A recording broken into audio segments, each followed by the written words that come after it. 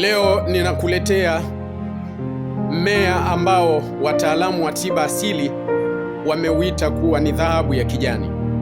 Hii ni kwa sababu ya uwezo wake mkubwa wa kukabiliana na matatizo mengi ya kiafya.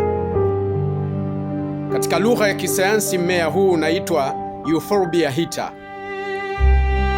Katika mazingira yetu unajulikana kama mziwaziwa, na umeitwa hivyo mziwaziwa kwa sababu ya ule utomvu mweupe ambao unafanana na maziwa. Kama utaukata mmea huu, shina lake au tawi lake kunatoka utomvu mweupe kama maziwa, kama unavyoona hapo. Mmea huu unasaidia sana kwenye matatizo mengi ya kiafya. Miongoni mwa matatizo hayo ni pamoja na changamoto kwa wakina mama ambao wananyonyesha halafu maziwa yao hayatoki ipasavyo.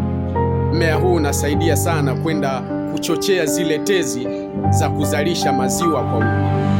Lakini pia mmea huu unasaidia sana kwenye matatizo ya nguvu za kiume. Euphorbia hitta,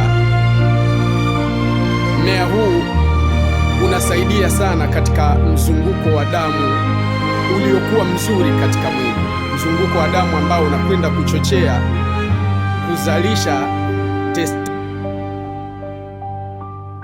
saidia sana mtu kuweza kustahimili tendo kwa muda mrefu, lakini pia kuweza kuzalisha manii ya kutosha.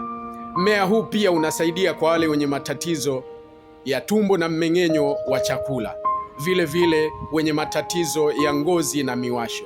Kwa faida zaidi, kwa elimu zaidi, fuatilia video yangu ndefu ambayo nakwenda kuiweka hivi punde, lakini pia usisahau kulike, kushare na kusubscribe ili kila ninapoweka video zangu uweze kupata elimu ya kutosha. Afya yako mtaji wako.